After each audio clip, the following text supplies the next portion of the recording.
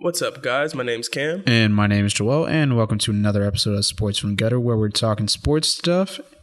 And today we are talking Ezekiel Elliott suspension and its impact on the fantasy draft. Yes, sir. So we all know that his 6-week suspension or 6-game suspension was upheld.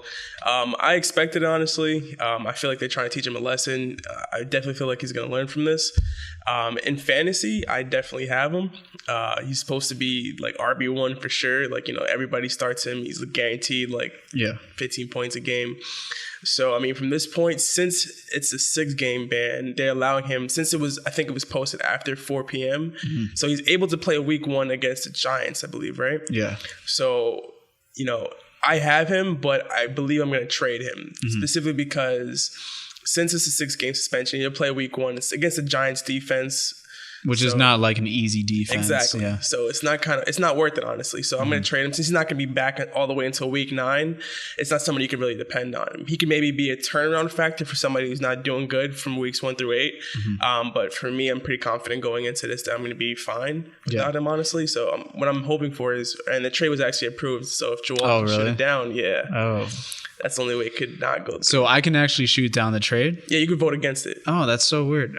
And so the vote just totally shoots it down? So it's like a unanimous thing. So if everybody in the league votes against it, then it's going to be. Oh, okay. It's a pretty good trade for me, honestly. Oh, it's a great trade for I'm giving away Dante Moncrief, which is like the number 2 wide receiver, next to T.Y. Hilton on the Colts. And Zeke for Michael Thomas. Michael Thomas, the number 1 threat. Even though it's his sophomore year, he's definitely going to be a threat as a wide receiver because you got Drew Brees throwing to him. Plus, Brandon Cooks isn't there anymore, so he's definitely the number 1 option. So that trade's looking good for me. It was approved. He did approve it, so unless you guys... Who's your backup RB now that Zeke's not there? Who's going to be your number 1 guy? Just check really quick. So my number 1 in our league is going to be Shady McCoy. Okay. Yeah, so I'm perfectly fine. He's going to be a fantasy monster. And I also have DeMarco Murray. So okay. Yeah. So for RBs, that's the thing you were missing for wide receivers, but RBs you were set. Oh, yeah, RBs I was perfectly fine. So I guess a guy in your situation, it totally makes sense why you would trade Zeke. You took a chance. Like if it worked out, you were going to look like a mastermind if his suspension was totally canceled out. So if anything, this works out for you. But the other guy, was he in need of an RB? He did need a running back. And his team was kind of weak. Yeah. So I did give him a wide receiver, which was like a number 2 wide receiver because his team was kind of weak altogether. Yeah. This is his first year playing fantasy. So, I was trying to help him out a little bit, it worked out for him a little bit, especially because if he's not doing good. You helped him out by sending him a player that's not going to be back week 9. It's a horrible trade. Yeah. Hopefully, if he hears this, hopefully he doesn't hear this. Before the trade's approved. Let's say 6. Yeah, the trade gets approved the 8th. So unless you guys are dicks and vote against it, that would be hilarious. Or if he just hears, he's like, you know what? Can you cancel the trade request? No, he already approved it, so he can't. Now it's up to everybody in our league to decide if it's a fair trade or not. Okay, so there's good chances on that. I hope they let me know if specifically somebody voted against. I'll be so mad. Just send you death threats. That would be pretty hilarious.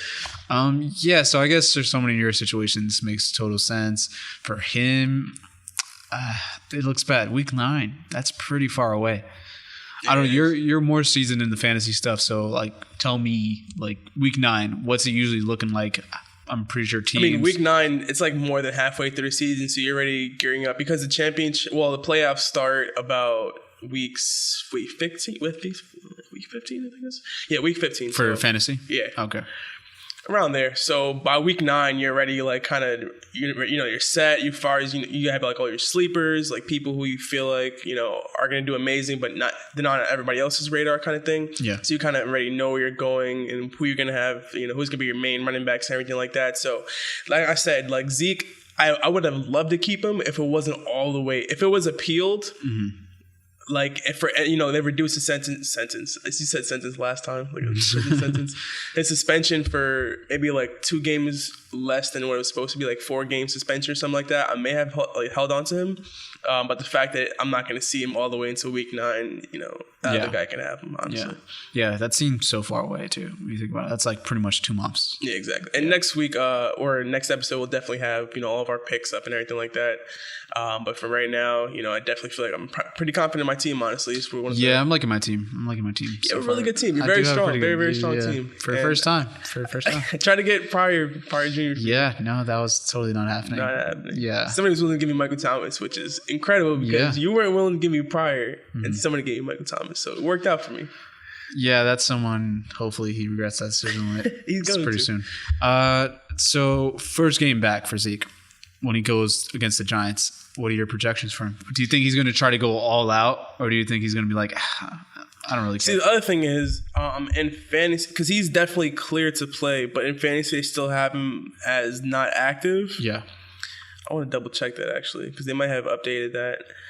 But if he's clear to play, honestly, I feel like he's definitely gonna go all out. Like, I'm here. Like, I'm still one of the best running backs in the league right now. We still have the best O-line.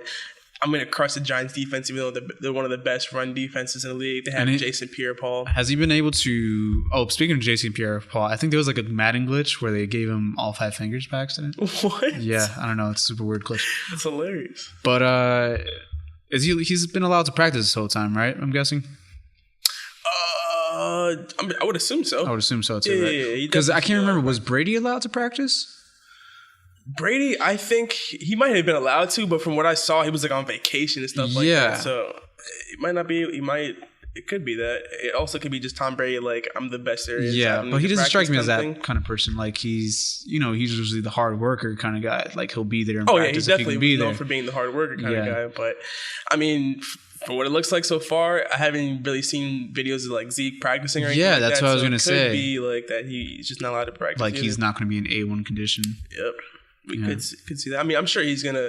Then again, he is young, so he might not be that like disciplined. Yeah, exactly. As we can see from other decisions that he's made, clear indication that he might not be in shape. Yeah, that would be bad. But I mean, he's like, because it's like I'm trying to think of a good analogy for this. I'm trying to think. Okay, so like when your professor's like, you know how guys, we were going to take that test. Okay, so you're preparing for an exam, and you think that exam is going to be like, it's supposed to be tomorrow, but it's supposed to be snowing, and it's supposed to be a blizzard. And so you're like, there's no way I'm having this class tomorrow. But all of a sudden, snow comes down, it's like 1 inch, and you're like, gotta go, and you're like, I didn't really prepare for this. I assumed that I was going to be let out. That's what I'm assuming his situation might be like. Hilarious. He just comes in like winded the first play. Yeah, that would be pretty bad. Man. You just hope that he had natural talent. Or he just gets injured and he's out for the rest of the season. That dude would hate you. That would be the best trade. Oh my God, that dude would hate you so much. He would hate me so much. He's fully clear to play. Imagine Doug just like totally disowned you after that. How dare his brother. How dare you betray my family? Exactly. Just takes him mad disrespect. Yeah, they have him.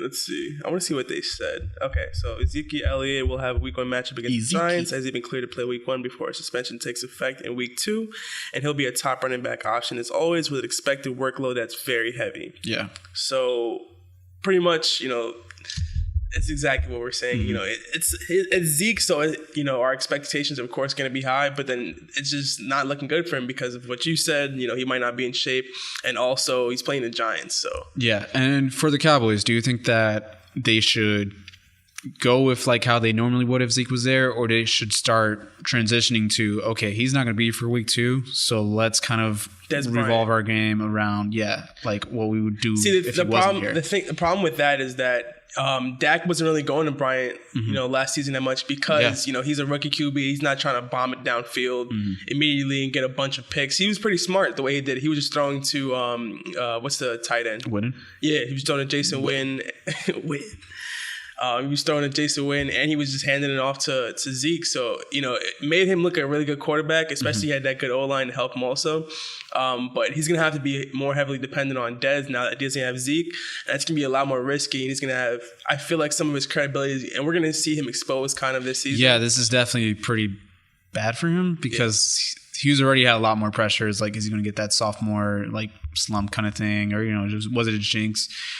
Is jinx the right word there? No, was it a fluke? Fluke. I'll say fluke. Yeah. Was it a fluke? So now that he doesn't have his main dude, that's a pretty big issue. It is. And we'll see, honestly, because like I said, he's going to have to bomb it downfield now. He's going to have faith in his receivers. And we really haven't seen him really go to his receivers like that, honestly. So it's going to be a big difference. Hopefully, the Cowboys don't go back to that whole, slump that they were in under Romo. But that was what Romo was known for.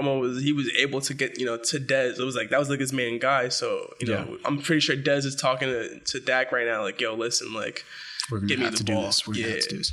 Dez actually fell pretty back in our draft, right? Yeah, he fell. I wonder where he went. It was pretty. No, I think Doug picked him up, and Doug got him around I think 10th pick or something like that. Oh yeah, it wasn't. He didn't fall too far in the draft. Too far, yeah. I mean, it's good to take him necessarily because we know Dak is going to have to go for him, so he's going to get a lot more looks. Yeah, definitely.